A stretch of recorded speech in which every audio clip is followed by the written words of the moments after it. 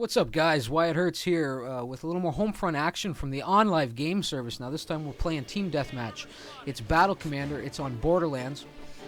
And the Scar L, the Scar rifle in my hands. Really an underused weapon on this channel. I don't pull it out too often, you know. I find it difficult to use. I mean, I'm sure if I used it more often, I would be a little stronger with it. But I don't know. It gives me headaches. Kind of like the XM10, you know. Underused guns for me. But this one it has power. You just have to use it properly and often. I just don't, you know. But anyway, I do have some good kills with it here. The kit is, you can see it's the red dot sight. Didn't have a great start to the round, however. We got put down by Blue Attitude really quickly, but a nice shot there on Felix across the road up on the rooftop. So it's the red dot sights in there, the quick draw, steady aim, and now that's a knife is in there because I don't like, you know, let me say it this way. This gun is extremely effective at close range. I mean, if you get one burst into a guy's face or kind of chest area, I would imagine it would put him down in that one shot. It's just hitting the mark. I find it difficult in those close quarters to do it often. So I throw out that's a knife in there just to try and give me a little bit of an edge, a little bit of a fighting chance in there. Well, something else that I can go to if I am kind of spraying the gun side to side of the intended target, you know. And a kill there on Shirakistan. Good to see you in here, son. Good to see you. And this is an older video. Going back several weeks. This is even, but I mean, when I do pull out the helicopter, you will see it's still on rookie. So we're going back a little ways here before the ace transition actually occurred. And there's Dark Sage putting me down with his LMG there. He is the big, kind of the big player on the other team this round. And posts some big numbers and really does secure victory for his team. Now, I don't give a damn giving me some fire, and I don't give a damn that you're giving me some fire. I got my spawn shield on. I charge him right away, get the knife, stick him with the blade, and then get Blue Attitude with a couple nice bursts into the back.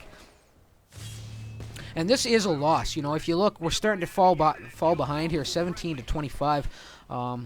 I come in here, get my revenge on Dark Sage, stick him with a nice knife. Really kind of lucky there. He did lunge past me. Looking at the radar, I do see the blips up here. Miss with the C4, and then miss with the knife. Amazingly, I miss low underneath Chris Angel. You know, I know it's not Chris Angel, but you know what I mean. Just hovering there, a couple feet above the ground. I miss low. I miss underneath his feet with the knife. And then try and skirt Dustin's fire. I knew he was still there. Tried to skirt around him so I could stick him, but he just managed to hold me in his sights and finished me off, you know. But coming in the scout, I mean, that's it. I do manage to keep this thing afloat for the duration of the match, and certainly do some serious damage. But look at the deficit. I mean, there was just too much of a deficit had formed early on in the game. I could just never really recover, and a couple of the other big players on the team, such as What to Eat and Cavi, just didn't pull in the numbers that I was hoping for from them. You know, maybe they came into the game late. I don't know. But there was a lot of dying by very few specific players on my team this round that just really did seal our fate, our demise. So you can see 32 to 46 as I'm working it. I mean, I'm doing great. And really, this is on rookie, like I said. You can see how much the difference, the contrast is unbelievable. You know, I can hold that nose down and not have to worry about losing my altitude, so it's much more stable, you know.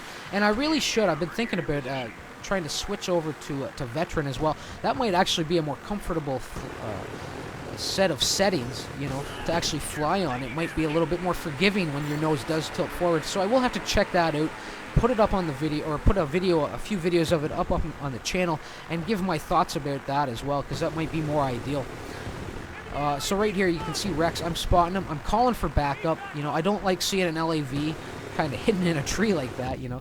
I don't know if he was trying to get the jump on me or if he was stuck there. He does end up bailing out of the LAV, surprisingly.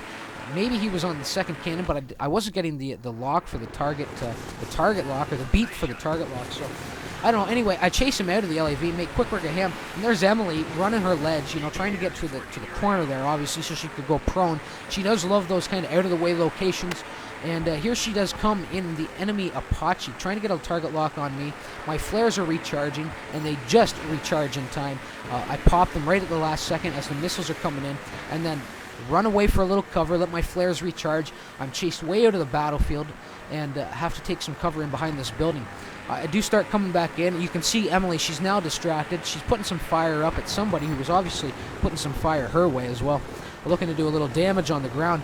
I do start putting some fire on her tail, however.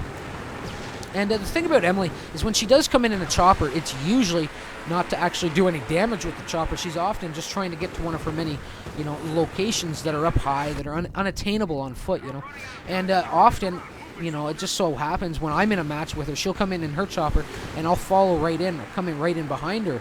That's often just the way it works out.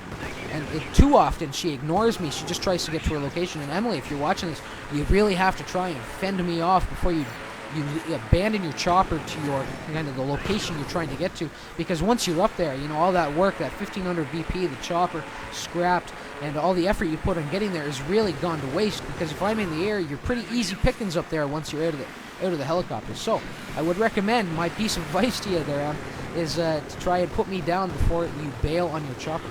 Anyway, getting another kill on Dark Sage. You can see he was up there with a big threat level one more time. And myself need 4 more, 3 more now for the 5-star, and I will get it.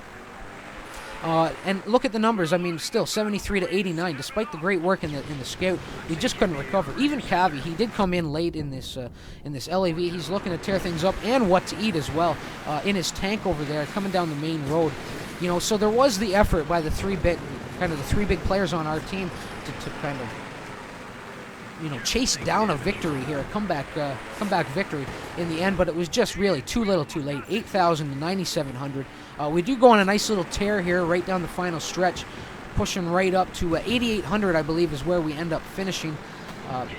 So we got 8 before they got 2. So anyway, 88 to 10,000. Like I said, the deficit was just too much to recover from. That deficit that formed early on, we were down by as many as 20 at one point, I saw. So a pretty good round nonetheless, despite the loss, and a great round for me, 27 and 3. So let's run it down a little bit here. What to eat, 11 and 9. Not really the numbers I was hoping for, because he's a pro. He's a big player, that guy. And Cavi, 10 and 4. Good KDR, but really not the numbers we needed, considering, looking down a little lower, looking down at those deaths, Gibberish there with a 3 and 11, Darian White a 3 and 11, and Allen there with a 1 and 11, so not great. And really, between those three and maybe that one guy above Gibberish really did seal our demise, seal our fate. So looking at the other side, Dark Sage, big player on the other team, great numbers, 24 and 8. Emily, always a respectable round out of her, 14 and 5. I don't give a damn, 13 and 5. Tex in there with a 10 and 4, and Blue Attitude, who got the first kill on me to kind of start off the round, 7 and 5. So guys, I hope you enjoyed the vid. If you did, leave a like, a comment, subscribe to the channel. If you haven't already, please do check out the Sleeping Dogs series. Anyway, until next time, remember Wyatt Hertz. Later.